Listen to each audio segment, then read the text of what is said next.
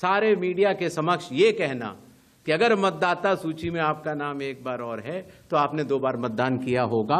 मैं पागल हूं और कानूनी अपराध किया होगा और मेरे सारे मतदाताओं को अपराधी बनाना और चुनाव आयोग शांत रहे। अच्छा, हमको सिखा रिया है। संभव नहीं। हलफनामा देना होगा या देश से माफी मांगनी होगी। नहीं।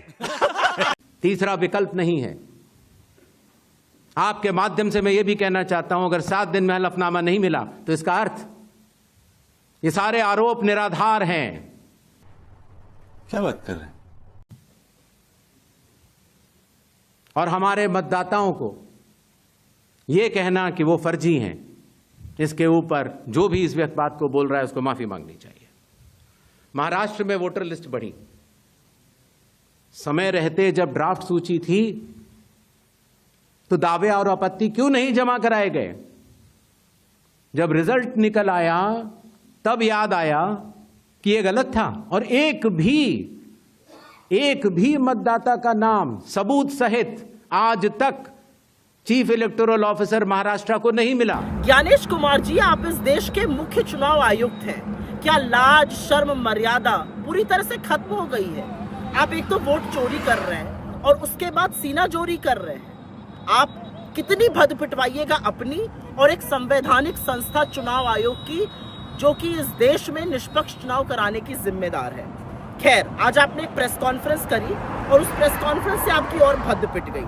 कुछ चीजों का जिक्र पहले करते हैं। पहले चीज का जिक्र है, आपके पास किसी चीज का कोई जवाब नहीं है। आपसे सवाल पूछा गया महाराष्ट्र में टोटल वोट वहां की अडल्ट पॉपुलेशन से ज्यादा कैसे है? कोई जवाब नहीं।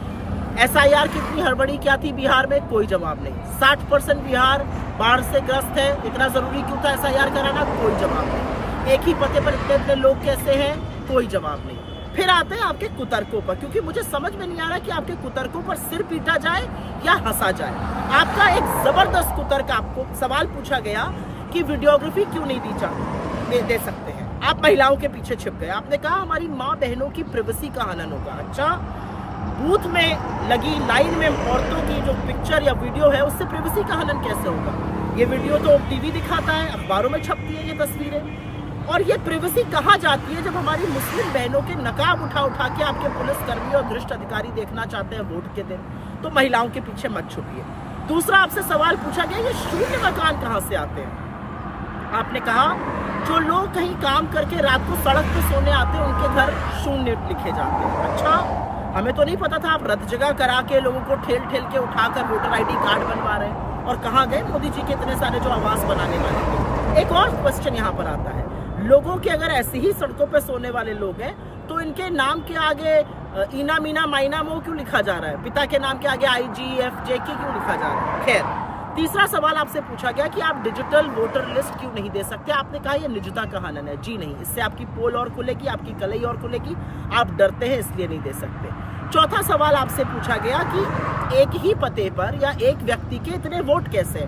आपने कहा एक व्यक्ति के एक जैसे नाम बहुत सारे हो सकते हैं, इसमें क्या बुरी बात है?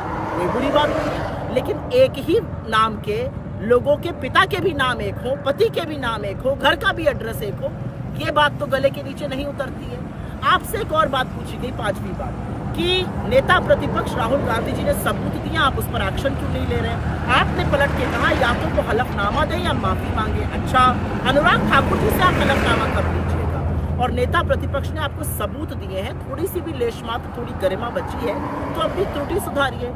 एक बड़ी बात कही गई, पूछा गया चुनाव आयोग वोट में हेरा फेरी क्यों कर रहा है? आपने पलट के कहा वोट चोरी और चुनाव आयोग से सवाल पूछना संविधान का अपमान है। जी नहीं, जो दिन दहाड़े लोकतंत्र की हत्या वोट चोरी करके आप कर रहे हैं वो संविधान की हत्या और वो हम होने नहीं देंगे। तो कुछ चीजें साफ है ना, आपके पास जवाब है और कुतर्कों की एक लंबी लिस्ट है। आप अपनी नाकामी का ठीकरा राजनीतिक दलों पर तोड़ने पर आमादा है कि उन्होंने कंप्लेन नहीं करी इसलिए ऐसी लिस्ट बन गई।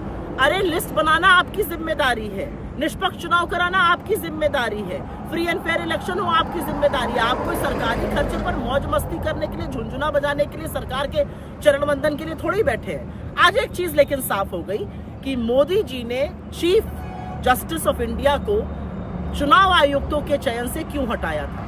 क्योंकि अगर नहीं हटाते तो उनको ऐसी मनमर्जी कठपुतलियां कैसे मिलती हैं। राहुल गांधी ने सबूत के सहित आपके सामने तथ्य रखे हैं, आपके पास एक भी तथ्य का जवाब नहीं है, कुतर्क है और ज्यादा से ज्यादा तरीके से आप बीजेपी के स्पोक्सपर्सन जैसे साउंड कर रहे हैं। एक बात याद रखिएगा, लोकतंत्र में वोट देने का अधिकार सबसे मजबूत और ताकतवर हथियार होता है, उसके साथ खिलवाड़ मत करिए। आपको इस देश के कानून का सामना करना पड़ेगा, आज नहीं तो कल करना पड़ेगा, क्योंकि ये देश अपने वोट के अधिकार के साथ वो खिलवाड़ बर्दाश्त नहीं कर सकता जो आप लोग करने पर आमादा हैं।